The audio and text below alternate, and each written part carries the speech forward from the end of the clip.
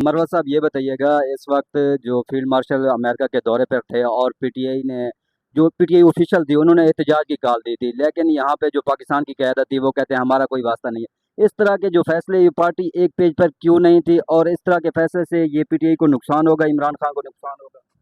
ये फैसले जो हैं ये वाज़ेह निशानदेही करते हैं कि पार्टी में जो है हर एक जो है अपने तई सवा शेर है। या तो पीटीआई पाकिस्तान को इसकी जिम्मेदारी लेनी चाहिए थी। ये मरकजी तंजीम है और तमाम ओवरसीज तंजीमें पाबंद हैं। आपने एक पार्टी के प्लेटफॉर्म से एक फैसला करना है, हमने एहतजाज करना है या नहीं। लास्ट टाइम जब गए थे और पीटीआई के लोगों ने फिर ये गंद मुझ पर डाला, जब आर्मी चीफ गए थे, तो पाकिस्तान तहरीक इंसाफ की कोर कमेटी ने फैसला किया कि एहतजाज नहीं करना है, और मैंने ये मीडिया को बताया तो इन्होंने कहा कि मैंने वो मौखर कराया। तो लिहाजा ये कोर कमेटी का काम था, पॉलिटिकल कमेटी का काम था। ये बयान से क्या होता है, आप या उनको मना करें या फिर उनके साथ डट के खड़े हो जाएं, ताकि उनको भी जो है मॉरल सपोर्ट मिले। और अगर वो गलत कर रहे हैं और आपकी पॉलिसियों से मुतसाद है तो उनको मना कर दें। सर, इस वक्त जो पीटीआई ने पीपल्स पार्टी से रब्ता किया है कि बजट के हवाले से बजट को रोकने के लिए वोट ना दें, तो आपको लगता है पीटीआई और पीपल्स पार्टी एक पेज पे होगी और नून लीग को कोई टफ टाइम देगी और ये बजट पर मंजूर ना हो? भाई, कौन सी दुनिया में रहते हैं आप? कहाँ से रब्ता बजट किया है। रब्ता? तो ये मौलाना साहब के साथ भी इन्होंने रब्ता किया था। वो रब्ता किधर किया? मौलाना साहब ने 26वीं आईनी तरमीम कराई, और 26वीं आईनी तरमीम के बाद जो है अब दंदनाते फिर रहे हैं।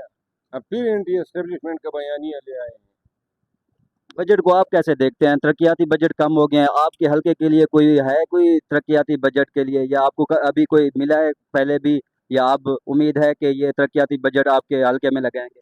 यहाँ तो हम अपोजिशन में बैठे हैं तो देना ही नहीं है, और वहाँ केपी में जो है पीटीआई वाले जो है वो गुज़िश्ता साल 4 करोड़ दिए थे, उस पे भी उन्होंने शोर मचाया कि क्यों दिए। तो लिहाजा अगर हमारे अवाम के साथ ज्यादती करनी है, हमारे हल्के पसमानदा हल्का है, लेकिन अब ये मामला मैंने अल्लाह पे छोड़े हैं।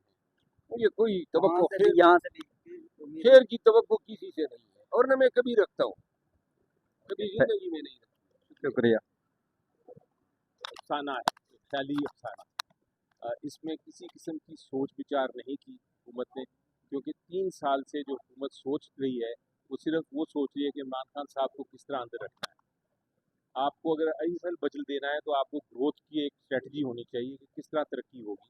अगर आप स्ट्रेटजी नहीं देंगे, अगर आप बताएंगे नहीं या उसमें वैसे मवाद नहीं डालेंगे जिसकी वजह से इकोनॉमी ग्रो करे या बढ़े, तो फिर उसका फ़ायदा ही नहीं है इस किस्म के बजट का।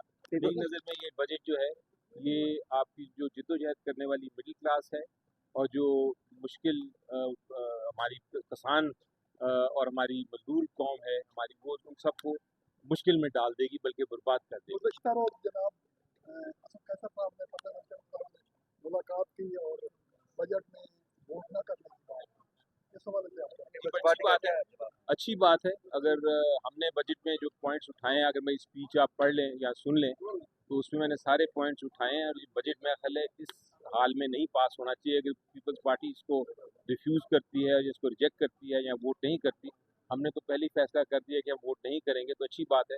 ये बजट पास नहीं होगा और हुकूमत को तब्दील करना पड़ेगा।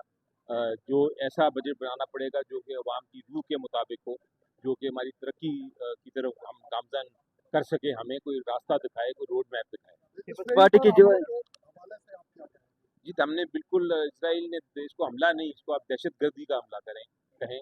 ये एक ज़ायनिस्ट जो एक रजीम है इसराइल की, उन्होंने दुनिया की कवानीन को छोड़ के उन्होंने हर मुल्क पे हमला करना शुरू कर दिया है। हम ईरान के साथ खड़े हैं और हम उनकी सख्त से सख्त उनको कंडेम करते हैं और करते रहेंगे।